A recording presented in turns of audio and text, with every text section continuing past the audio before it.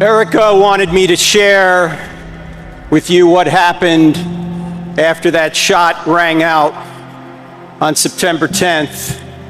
I was standing 25 feet from my beloved friend, just off his right.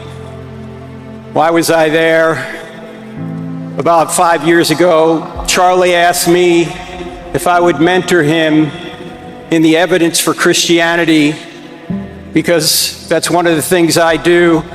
Now, it's gonna be difficult to mentor someone smarter than you.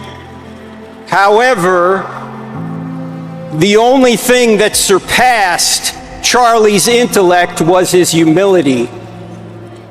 And so the few things I knew that he didn't, he wanted me to share with him. When that shot rang out, I took a step toward him, but his security team was on him immediately. And so Charlie, being like a son to me, I ran toward the security team and we ran to the SUV together. No father would stand back and go, "No, you just take my son, take him, I'll meet you at the hospital." I got into the back of the SUV, and let me tell you something, his team was amazing. When this full investigation is done, I think you're gonna see that his team did everything they were supposed to do. In the car, Justin was driving. Dan was in the front with the GPS. Rick was to my left. He had Charlie's head. And Brian was at Charlie's feet. And Charlie's so big, we couldn't even shut the door. He's so tall. And I'm perched over the back seat. And while they're administering all sorts of first aid, apparently my job was to yell. I was doing a lot of yelling. And I want you to know that we did everything we could to save Charlie,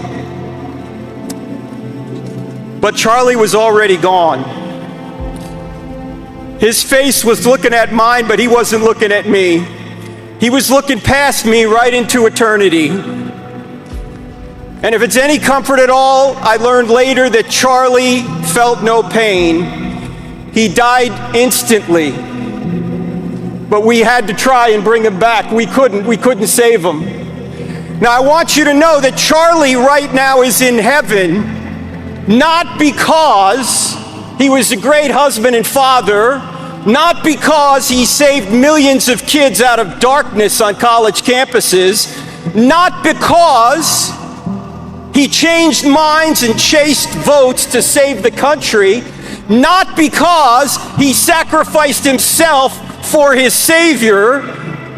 Charlie Kirk is in heaven because his Savior sacrificed himself for Charlie Kirk.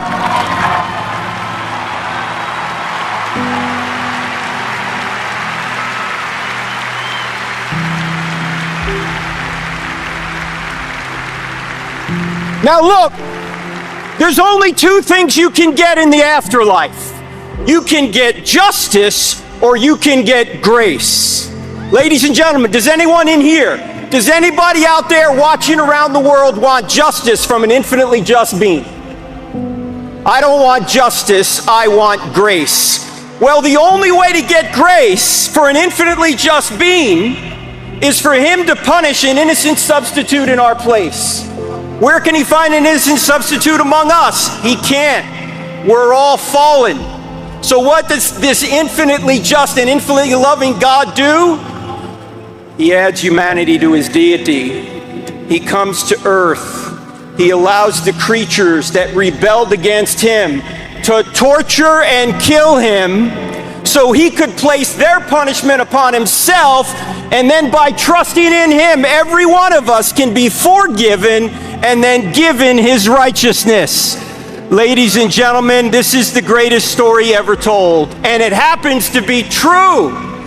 There's evidence for this, and Charlie knew it. Watch his videos. Charlie knew that life wasn't just about money, it wasn't just about sex, it wasn't just about power, it wasn't just about prestige. He knew that the purpose of life is to know Jesus and to make him known, to make heaven crowded.